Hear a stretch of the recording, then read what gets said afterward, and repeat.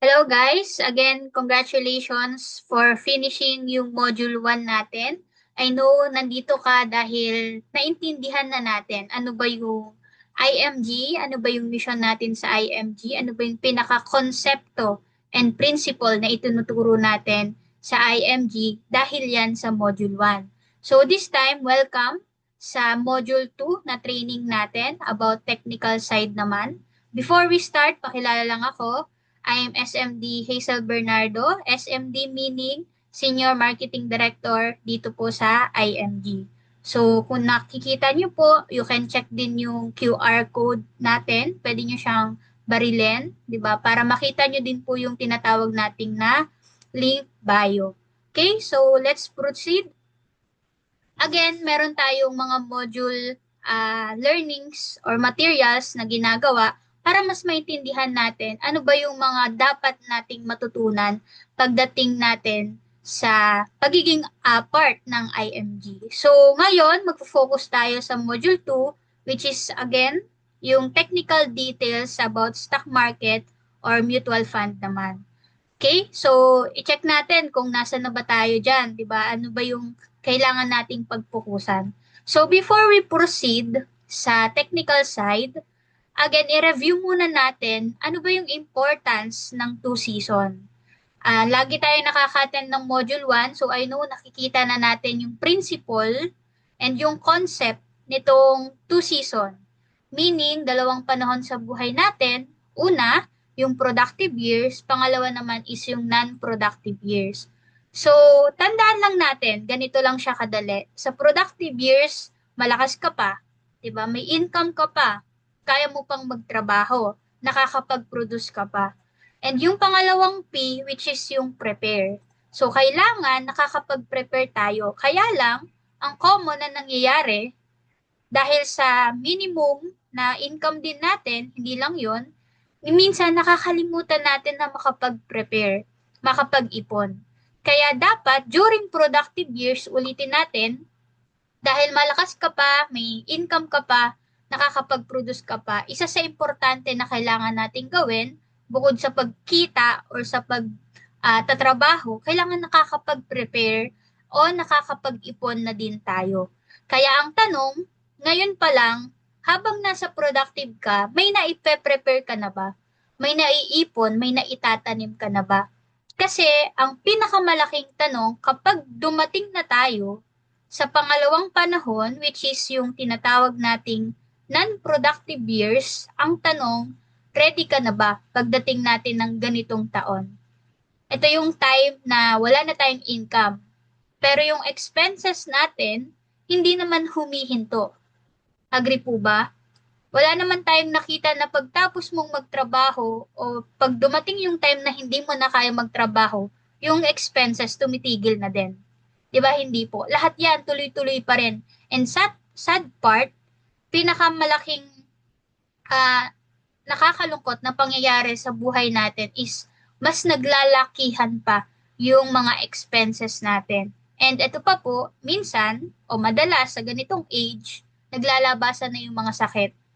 Ang tanong, kaninong income na yung aasahan, kaninong income na yung uubusin natin during this time. Kaya napansin nyo po, pagdating natin ng non-productive years, ito na yung time na highly dependent na tayo sa naipon natin or naiprepare natin nung malakas pa tayo. Kaya again, wag nating sayangin yung oras habang kaya pa natin. Kailangan nakakapag-prepare na din tayo. Kasi based sa research, more than 87% ng mga nagre-retired ay wala talagang sapat na retirement savings. At the end of the day, aasa sa pension, aasa sa mga anak. Ayaw po natin na mangyari yon dahil iyan ang isa sa mga mission natin sa IMG. Kaya let's assess this time, ano na ba yung meron tayo? Okay, ngayong productive pa tayo, ngayong malakas pa tayo, ngayong may trabaho pa tayo, nakakapag-monitor ba tayo ng cash flow?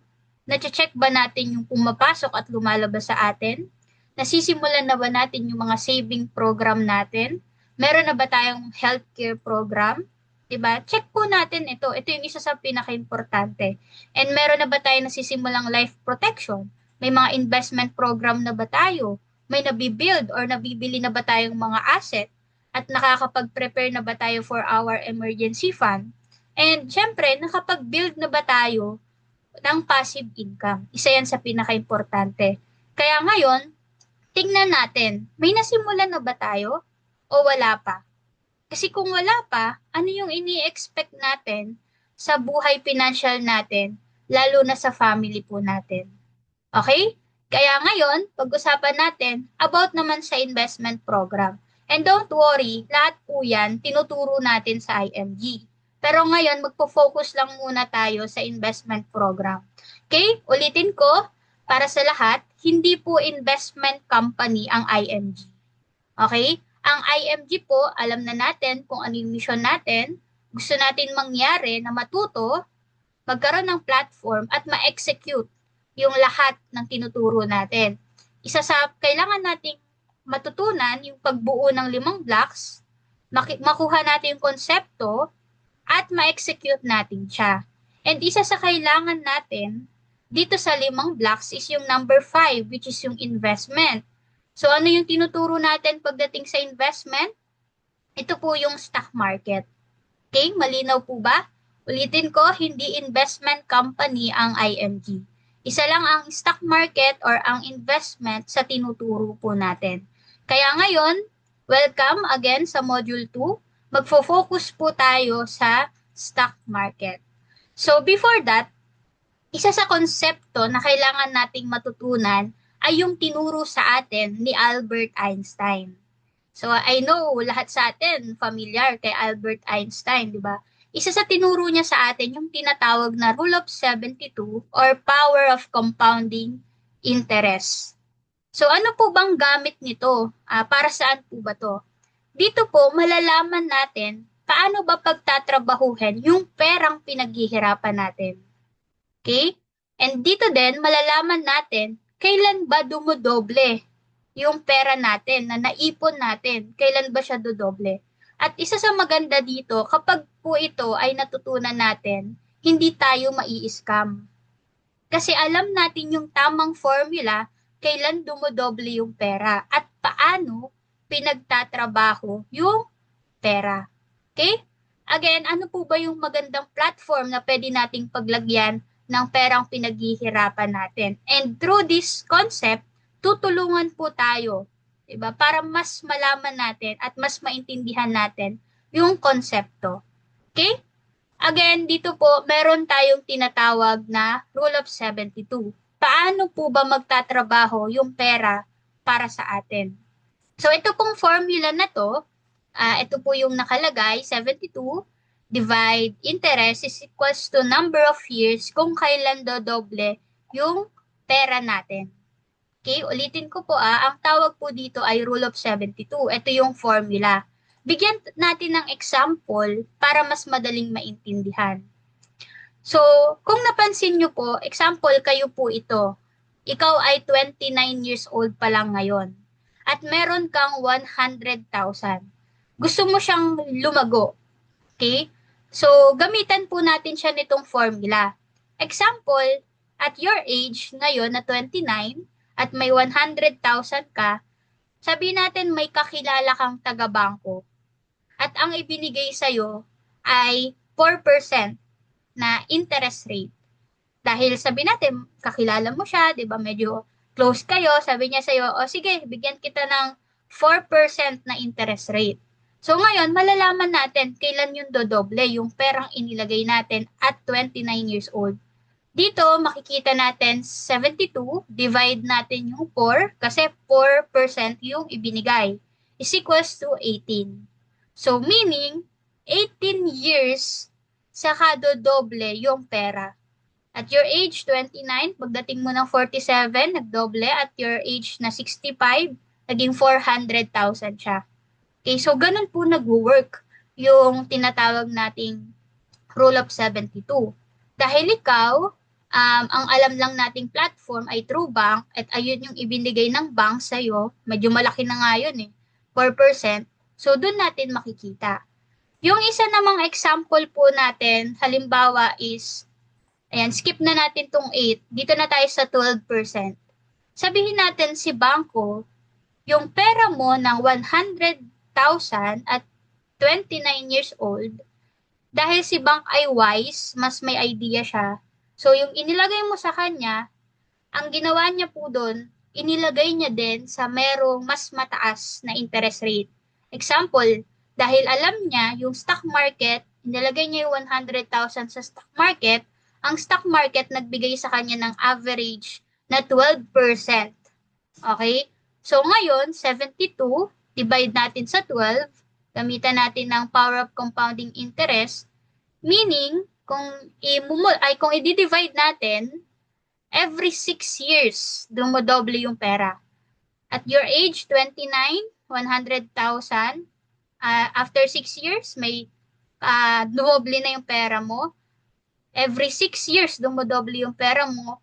Pagdating mo ng 65 years old, ito yung pera na ginamit ni bangko, na pera mo, ipon mo siya, naging 6.4 million na. Kasi 12%, 'di ba, yung nakuha ni bangko o yung nagiging gain niya.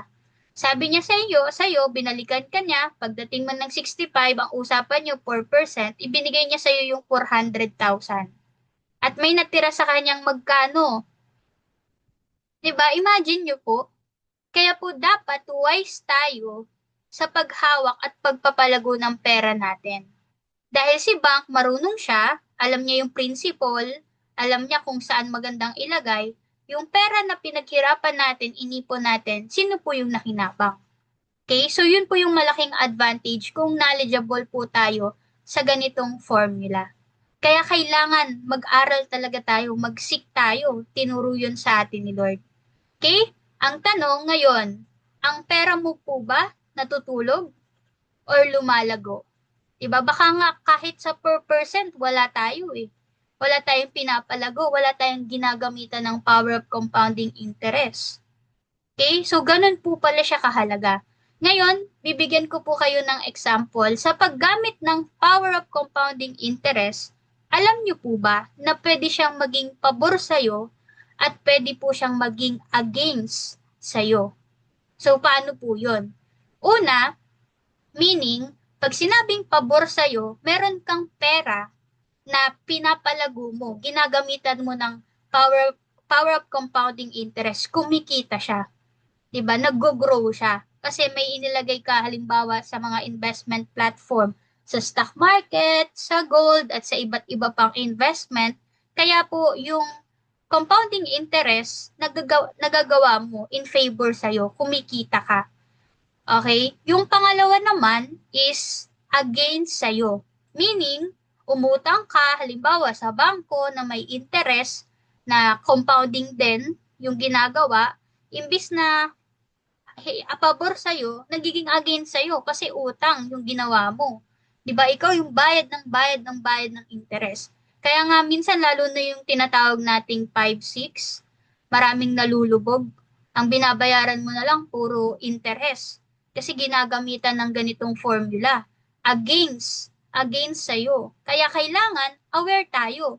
Ang tanong, ginagamit ba natin yung power of compounding interest na pabor sa atin or against sa atin?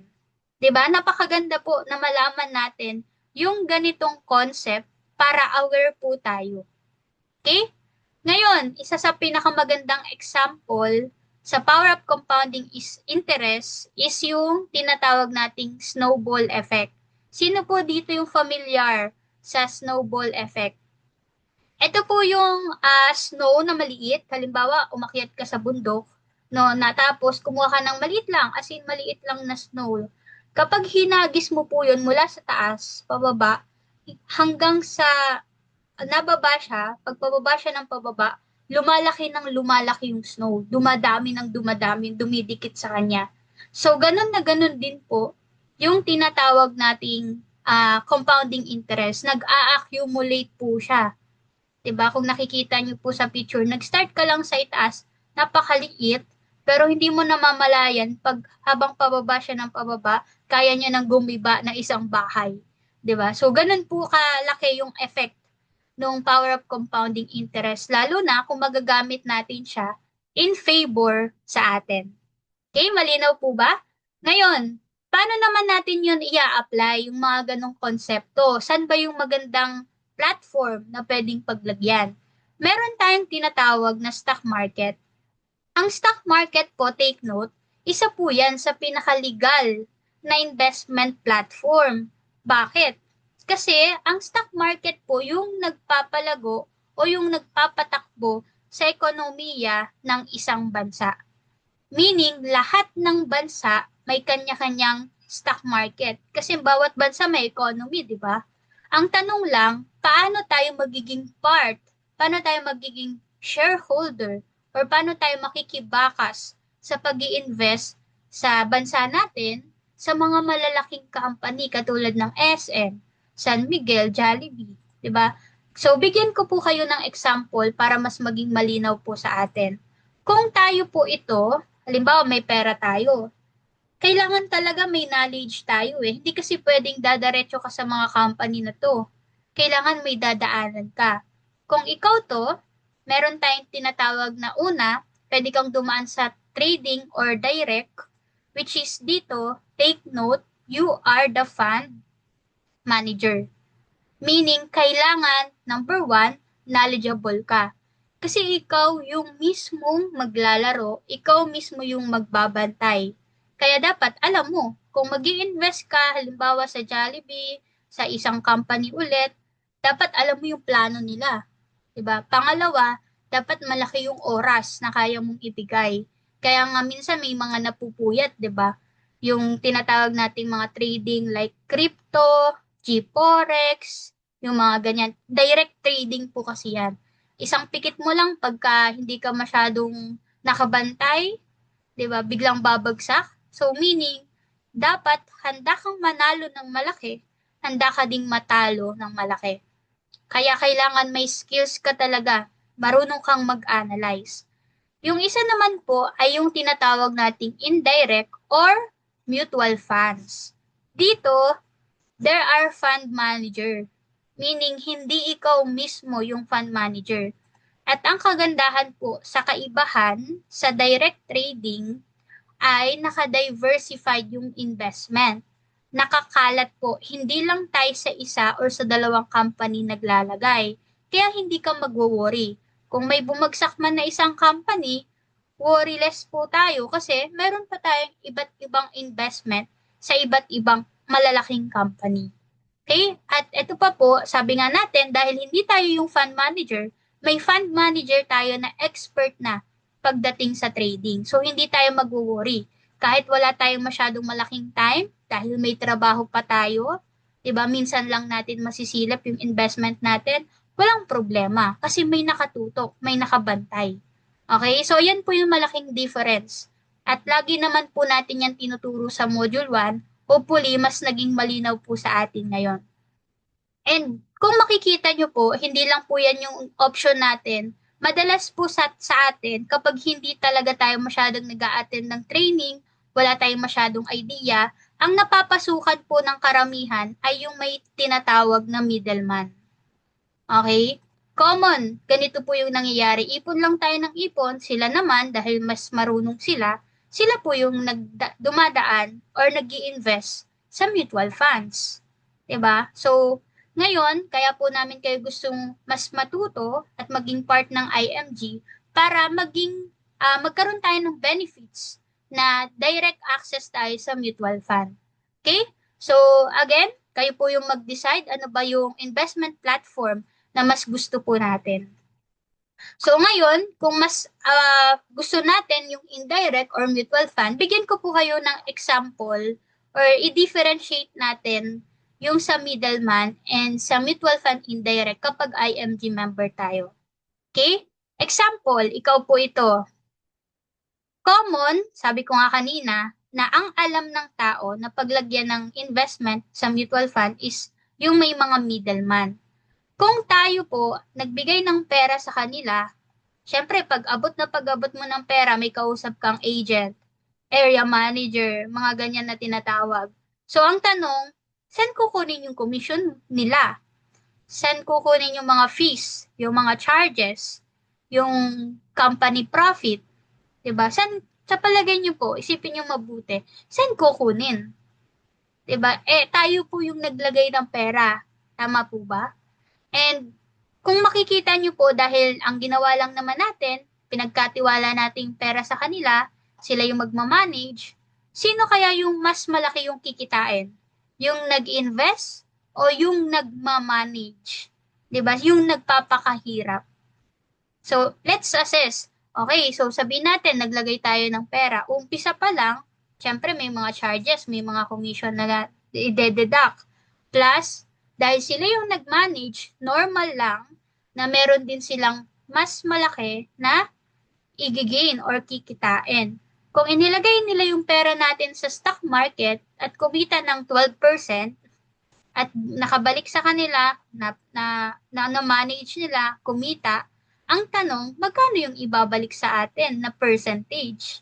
'Di ba? Gano'n na lang kaliit or magkano na lang yung para sa atin? Again, yun po yung difference, no, kung makikita natin. Kung tayo naman ay pag naging part ng IMG, isa sa benefit natin. Benefit po natin yun as IMG member na meron na tayong direct access sa mutual fund. Meaning, kung pag naglagay tayo ng pera sa stock market, kung magkano yung mag-gain dito, halos ganun din po yung sa atin. Bakit? Kasi tayo very transparent. Wala po tayong mga charges, walang komisyon na dinideduct sa atin.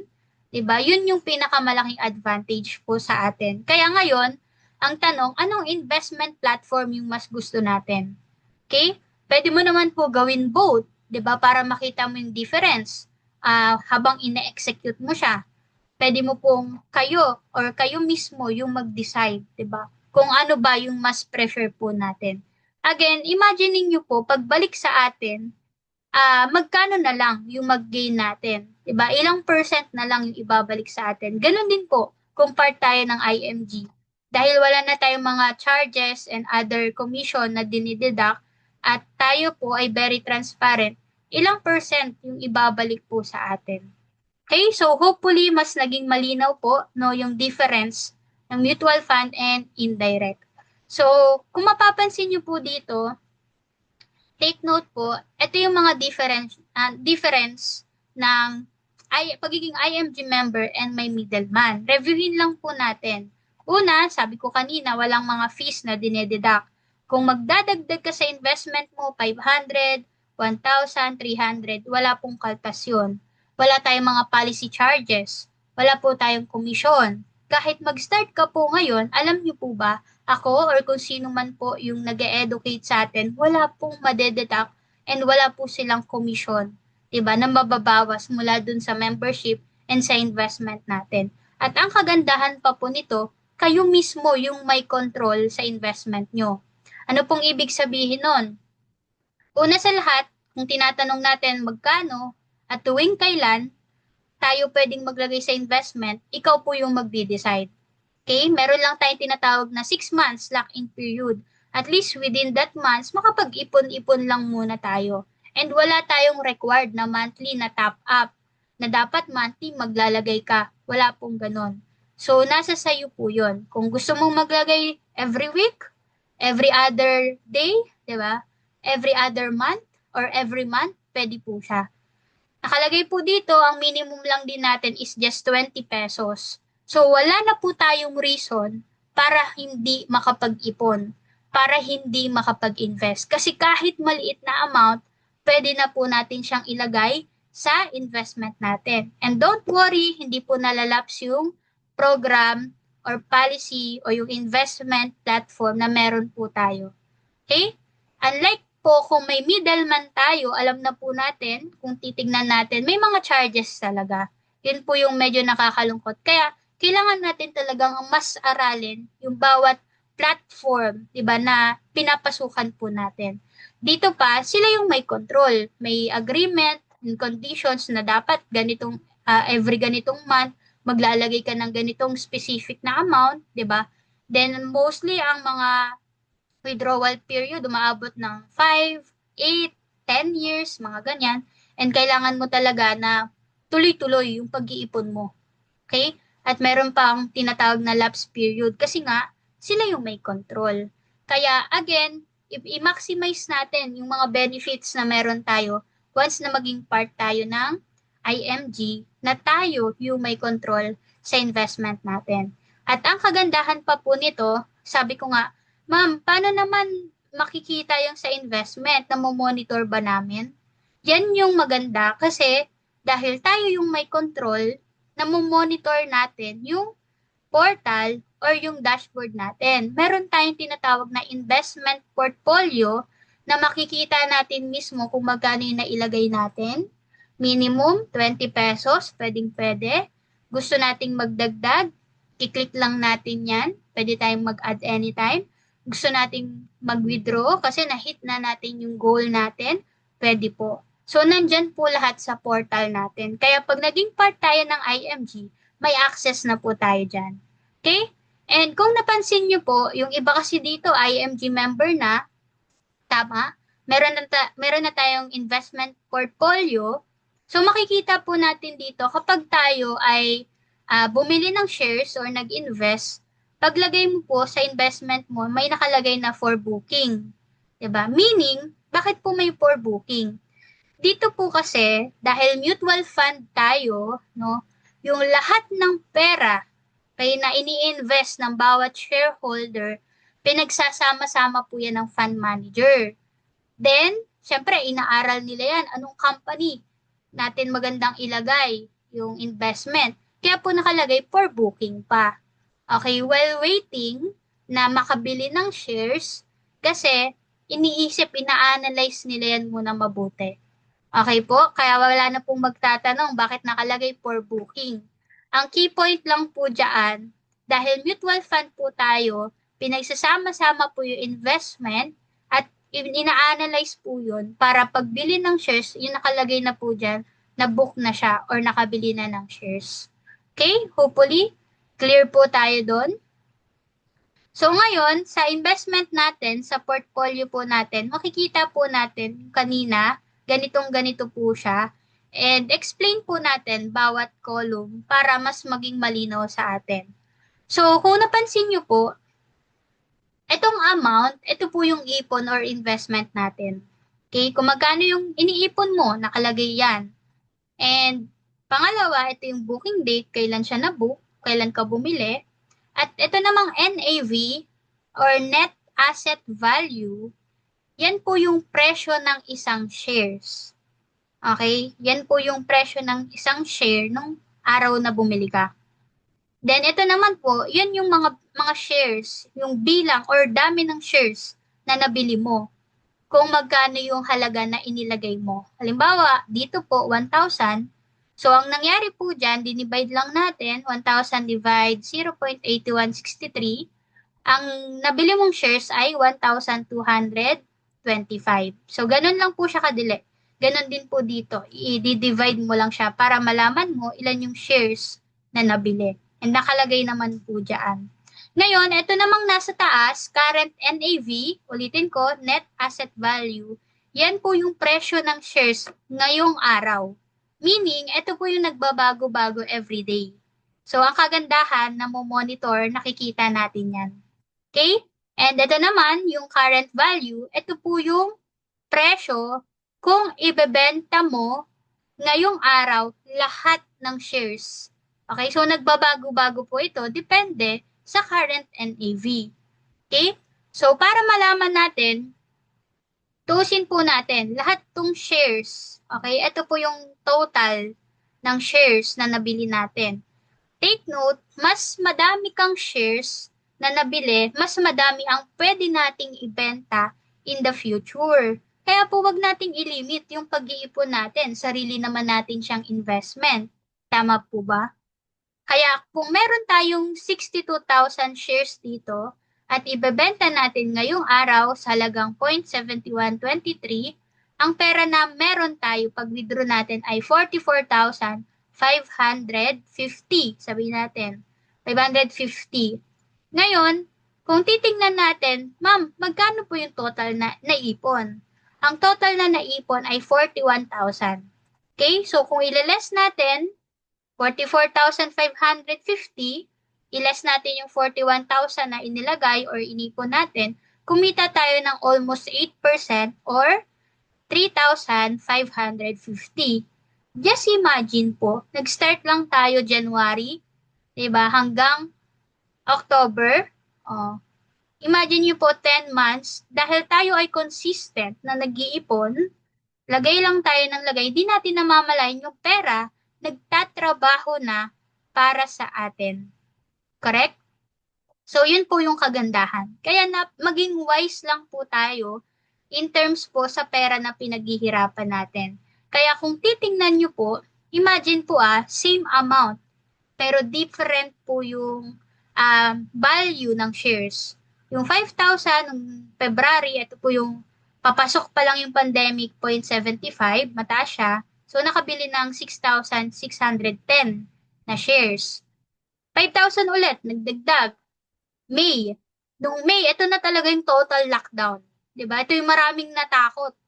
Pero kung wise ka, alam mo na yung investment mo o yung value ng shares ay bumaba, parang sa mall, biglang nag-sale, anong gagawin mo? Magbebenta ka or bibili ka? 'Di ba? Imagine po kung nag-add ka ulit, halimbawa dito, 5,000 ulit yung dinagdag niya, magkano yung shares na nabili niya? Ilan yung shares na nabili niya? Just imagine 8,500. Kung titingnan natin, dito pa lang, gain ka na, kumita ka na. Correct? Kaya kailangan walang halong emotion. Yung gagawin natin pag nag invest tayo, kailangan knowledge, 'di ba? Wisdom yung meron tayo. Kaya lahat po 'yan tinuturo natin ngayon. Again, sabi nga, mas maraming shares, mas maganda kasi mas marami tayong mabibili. Okay? So, bigyan ko pa kayo ng example. Lagay natin sa graph. No? So, paano naman po pag ganito yung ginawa natin? Every 10 days, nag-iipon tayo ng 500 pesos. So, ginawa natin siya in 5 months. Papatunayan ko po sa inyo kung gaano po kaganda kung magiging consistent tayo sa pag-iipon at pagpe-prepare para sa future. So, dito, kung makikita nyo po, itong nasa side, ito po yung price per share. Okay? Presyo po siya ng halaga ng isang shares. Okay? So, ngayon, bigyan natin dito or lagay natin dito yung date. Nag-start tayo January 10, January 20. So, every 10 days, naglalagay tayo ng 500. Nag-i-invest tayo ng 500.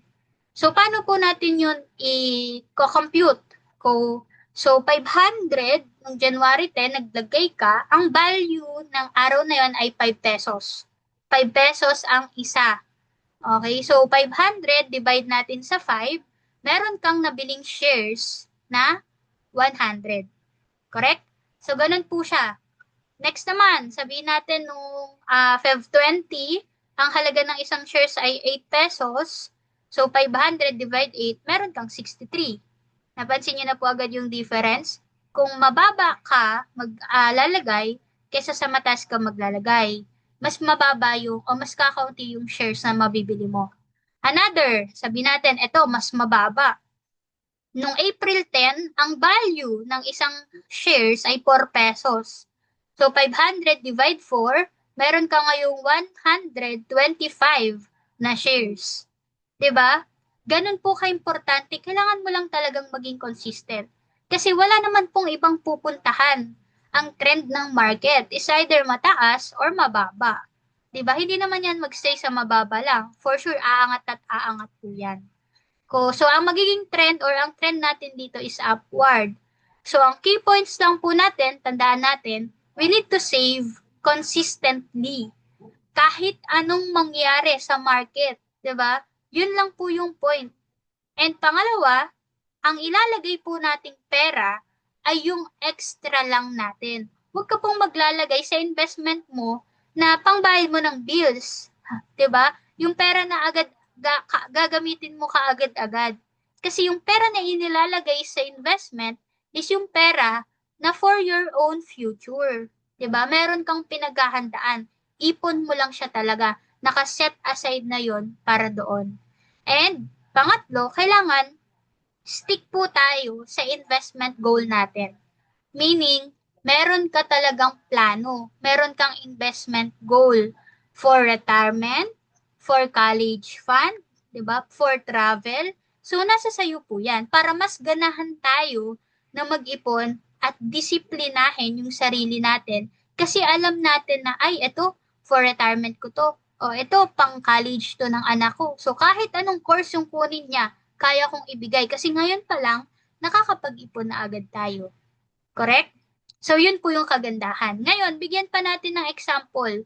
What if hindi po, sabi natin, lahat yan, di ba, ginawa natin, naipon natin, nakabili tayo, may kikitain po kaya tayo kung ibebenta na natin siya nung May 30. Di ba? Ang trend po, taas, baba, taas. So, tignan natin, may kikitain kaya tayo kung ganito yung mangyayari? So, dito, kita natin, lahat po ito, yung shares na nabili natin, i-total natin, meron kang 1,277 na shares. During that time, nung May 30, mataas yung value ng shares, 9 ang isa, so ibinenta mo siya sa 9 pesos ang isa. Multiply mo lang, meron kang ngayong 11,000. O, sabi natin 11,500. Just imagine, magkano yung inilagay mo kung every 10 days, naglalagay ka ng 500. So, ilan po yung naipon mo dito? Umaabot po yan ng 7,500. So, yung personal ipon mo o yung inilagay mo ay 7,500 lang. Pero, after that, dahil binenta mo siya sa mas mataas na halaga, meron ka ngayong 11,500. E di kumita ka ng almost 4,000. Tama po ba? Yun yung kagandahan. Again, take note lang, naging consistent lang tayo sa pag-iipon. 'Di ba? Just imagine. And paano naman, ma'am? Yan, sabihin natin, dito pa lang, April 10 pa lang, winidraw na kaagad nung mababa yung shares. May kikitain ba ako nan, ma'am, kung ganyan yung ginawa ko? So, tignan natin. Nag-ipon ka. During April 10, nag-withdraw ka kasi natakot ka. Hindi ka masyadong nag-a-attend ng training. Hindi ka aware. Dahil natakot ka, winidraw mo. So, ang lahat ng shares na nabili mo ay 904. Correct? Eh, ang value ng shares that time, 4 pesos lang ang isa. So, yung 904 mo na shares na nabili mo, ibinenta mo ngayon sa 4 pesos, meron kang 3,616 pesos. Ang tanong, kumita ka ba or hindi? 'Di ba? Imagine, magkano inilagay mo, inipon mo, 500, 500 mo, ilang 500 to? O, umabot siya ng 5,000. Tingnan nga natin kung kinita ba o may kinita ba tayo or talo pa. 'Di ba? Kaya kailangan mo pong maging wise. Dapat alam mo kung mataas or mababa ba yung trend ng market. Okay? Kaya kailangan po natin talaga mag-ipon lang ng mag-ipon, bumili ka ng mas maraming shares, okay? Para in the future, for sure wala namang ibang pupuntahan ang market kundi pataas. Correct? And paano naman, ma'am, kung dito pa lang sa point na to, na pababa, ibinenta natin. So, bigyan natin example. Lahat po ng shares, kung i-add mo po to lahat, ang total niya ay 471. Okay? Eh, ang value ng shares that time, 7 pesos. So, sa 7 pesos mo siya na ibenta. Ngayon, multiply mo lang, meron kang 3,200 or 3,300. Okay? So, may kinita po ba tayo? Magkano inilagay? Nag-500 ka. So, meron kang 3,000 na naipon. At that time, 7 pesos ang isa, 471 mo na shares, meron ka ngayong 3,300. Kahit pa paano may kita pa rin. Correct? So, ganyan po yung takbo or ganyan natin makikita kung paano ba tinutuos yung stock market or yung investment natin. Kailangan lang talaga nating aralin. Kung hindi pa natin siya masyadong naiintindihan, pwede mong balik-balikan itong training natin na to. Okay? So, ito pa po, isa sa pinaka-importante na nagagawa natin, pero sana magawa din natin siya yung tayo naman yung may control. Okay? common po sa ating mga Pilipino, pag nag-start magtrabaho, automatic, di ba, meron tayong SSS, monthly contribution. At the age of 25, sabihin natin, sinimulan na kaagad magbawas o nagko-contribute ka na agad every month ng 1,000. So after 35 years sa napagtatrabaho, at your age, nag-retire ka ng 60, common, dito na nagsisimula yung monthly pension. Tama po? Sabihin natin, binigyan ka ng 12,000 every month. Yun ay kung aabot pa tayo ng 60, di ba? So, sabihin na natin, okay, nakaabot tayo 60. Magkano ba yung naipon natin sa loob ng 35 years? Tuusin nga po natin, 1,000, multiply natin sa 12. Okay, edi every year may contribution ka na 12. Correct po? 35 years mo yun ginawa. Ang total po na naipon natin or contribution natin ay umabot ng almost 500,000, which is 420,000. Okay, so kung ito po ay kumita, syempre si SSS, wise din po yan, di ba? Papalaguin niya yung pera. Sabihin natin, inilagay niya sa may 12%. So alam na po natin no, kung paano to i-compute. So merong 12% per annum na gain or interest. Alam niyo po ba ang equivalent ng pera natin, naabot yan ng 5.8 million kapag na-accumulate po yan kung gagamitan natin ng power of compounding interest. So meaning, at your age na 60, lahat ng naipon mo, pagdating mo ng 60, meron ka sana na 5.8 million. Pero, again, dahil ang SSS ang may control, correct? Sila po yung magsasabi na, ito, every month, bibigyan niya tayo ng 12%. So, patak-patak lang. Tama? Kasi kailangan niya i-sustain yung monthly pension natin eh. So, wala tayong choice. Ang tanong, sino po yung may control ng fund natin dito? 'Di ba? Kahit po anong gawin natin, ito po yung naka-contract, 'di ba? Example, every month, ganito lang talaga yung pwede mong kunin, wala tayong magagawa. Kaya, why not? Yung ganong habit po natin na nag-iipon tayo sa SSS natin, why not gawin din natin? This time, ilagay naman natin sa other platform, which is mutual fund. Okay? Kung sa mutual fund, nag-start tayo at the age of 25, every month, meron tayong shares na binibili, yung example natin kanina, nagwa 1,000 ka, nag-iipon ka 1,000 every month. After 35 years at your retirement, okay, tignan po natin ulit. Sa loob ng isang taon, nakakaipon ka ng 12,000 times 35, ganun pa rin, 420 yung contribution mo.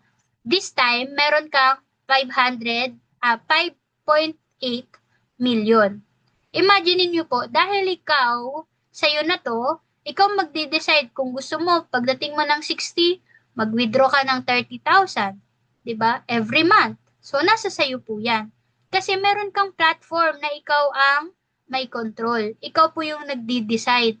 Minsan nga, hindi mo na kailangan talaga antayin mag-60 eh. Kasi, ikaw naman yung may control ng stock market mo. Ikaw yung may control ng investment mo sa mutual fund. Tama po? Kaya makikita natin yung malaking difference. Kung tayo nagdi-discipline, nag-iipon na lang din naman, why not? Tingnan po natin yung mga gandang platform na pwede po nating paglagyan. Again, ang tanong, sino po yung may control sa fund natin? 'Di ba? Kung ganito po yung gagawin natin. Okay, so hopefully marami po tayong natututunan, marami tayong nare-realize. Kailangan lang talaga natin mag-invest sa knowledge, sa kaalaman. Okay, so once again po, this is SMD Hazel Bernardo. Hopefully mas naging malinaw sa atin yung Module 2 or technical side ng stock market. Aralin lang po natin talaga before tayo mag-proceed sa Module 3 para mas maintindihan natin. And along the way, kung member ka na or kung hindi ka pa member, mas maganda, pukusan natin talaga na continuous yung pag-aaral na gagawin natin. Okay, so hopefully, clear po sa atin. Maraming salamat po. And kung may mga questions tayo, balikan nyo lang po ako, message nyo lang po ako. Ito yung number ko. nandito din po yung QR code natin. Again, maraming salamat and God bless us all po.